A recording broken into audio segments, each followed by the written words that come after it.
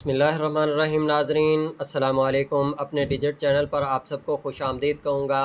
नाजरीन, आज दो तीन ऐसे मामलात हैं जिन पर बहस करनी है।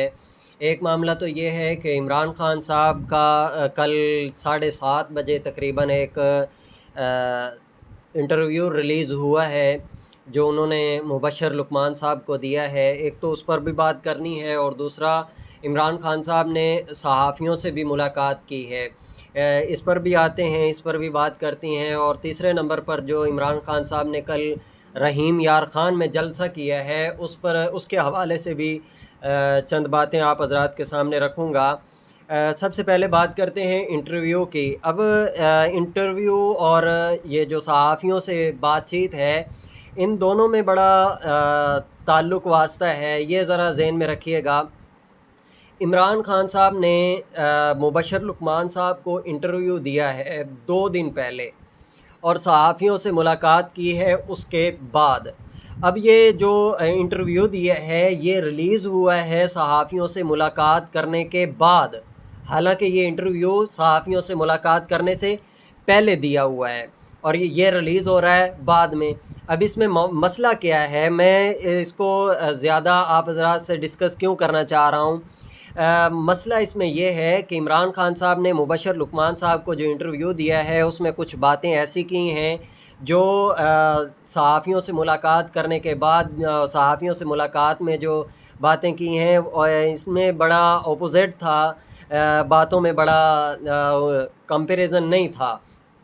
अब देखते हैं कि इमरान खान साहब ने बातें क्या की हैं। मुबशर लुकमान साहब को खान साहब इंटरव्यू दे रहे हैं। सबसे पहले उन्होंने इंटरव्यू दिया और इंटरव्यू में मुबशर लुकमान साहब ने कुछ बातें सवालात भी किए हैं। अब उसमें इमरान खान साहब क्या कहते हैं सुनिए ज़रा। इमरान खान साहब कहते हैं, असम्बली में जाने का सवाल ही पैदा नहीं होता। असम्बली में जाने का मतलब है कि हमने गैर मुल्की साजिश के ज़रिए अपनी हुकूमत का गिराया जाना तस्लीम कर लिया है।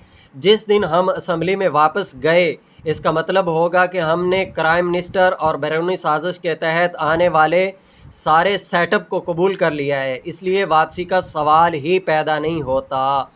अब ये सारी बात उन्होंने मुबशर लुकमान साहब को उनके इंटरव्यू में की हैं। इंटरव्यू के दौरान उन्होंने ये सारी बातें की हैं। अब जब ये कि उन्होंने कहा कि असम्बली में जाने का सवाल ही पैदा नहीं होता, हम असम्बली में नहीं जाएंगे। अब इसके अपोजिट जब वो सहाफ़ियों से मुलाकात कर रहे हैं तो सहाफ़ियों से मुलाकात के दौरान इमरान खान साहब कहते हैं कि हम असम्बली में वापस जाने के लिए तैयार हैं, मगर हमारी शर्त ये है कि अमरीकी साइफ़र की तहकीकात की जाएँ। अगर अमरीकी साइफ़र की तहकीकात हो जाती हैं तो हम असम्बली में वापस चले जाते हैं। मतलब ये है कि खान साहब का कहना ये है कि अगर अमरीकी साइफ़र की तहकीकात होती हैं, उनकी तहकीकात करवाई जाएँ तो शहबाज शरीफ साहब को वो वज़ीर आज़म मान लेंगे और वापस असम्बली में आकर बैठ जाएंगे। देखें, ये इमरान खान साहब का एक बड़ा यू टर्न था।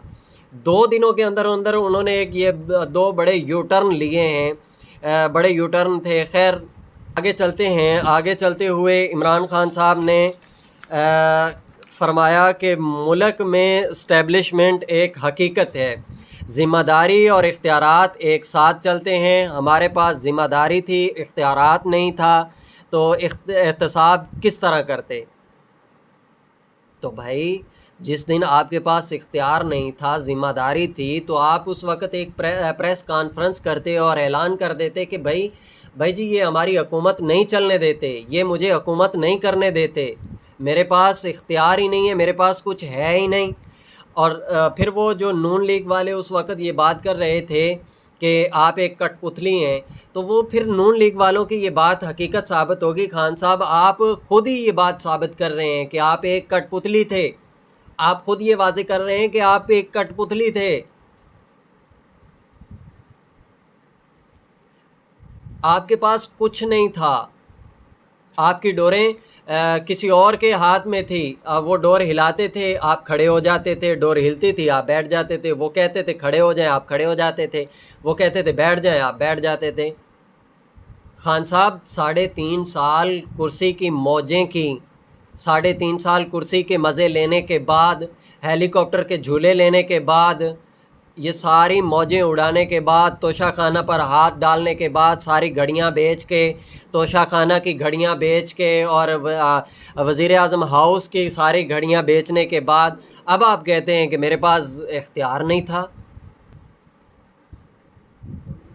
توشہ خانہ پر تو آپ کا پورا اختیار تھا،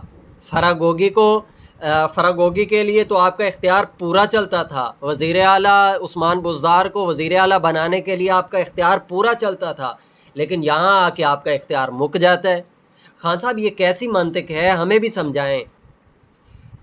اچھا اب بات کرتے ہیں عمران خان صاحب کے رحیم یار خان والے جلسے کی۔ تو رحیم یار خان والا جو جلسہ ہے یہ اس حوالے سے بھی بڑا امپورٹنٹ تھا کہ عمران خان صاحب اس جلسے کے اندر کوئی کال دیں گے، کیونکہ جلسے سے ایک دن پہلے ہی عمران خان صاحب نے ایک چھوٹا سا کلپ ریکارڈ کروا کے سوشل میڈیا پر اپلوڈ کروایا تھا کہ میں اس جلسے کے اندر ایک لاہے عمل دوں گا۔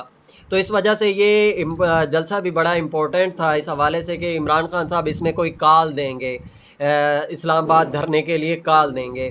تو 1 گھنٹہ 10 منٹ سب نے یوں ٹک ٹکی لگا کے سنا، توجہ دھیان سے سنا۔ لو جی اب آتی ہے عمران خان صاحب کی کال، لو جی عمران خان صاحب کال دینے لگے، لو جی ادھر سے آ رہی ہے کال ابھی۔ 1 گھنٹہ 10 منٹ سب نے عمران خان صاحب کو سنا ہے، اور عمران خان صاحب اینڈ پہ کیا کہہ رہے ہیں کہ میری قوم جاگتے رہنا، میرے تے نہ رہنا، بس جاگتے رہنا، میں کسی وقت بھی کال دے سکتا ہوں۔ تو یہ خان صاحب کی کال جو تھی یہ رحیم یار خانے والے جلسے میں مس کال ہو گئی ہے۔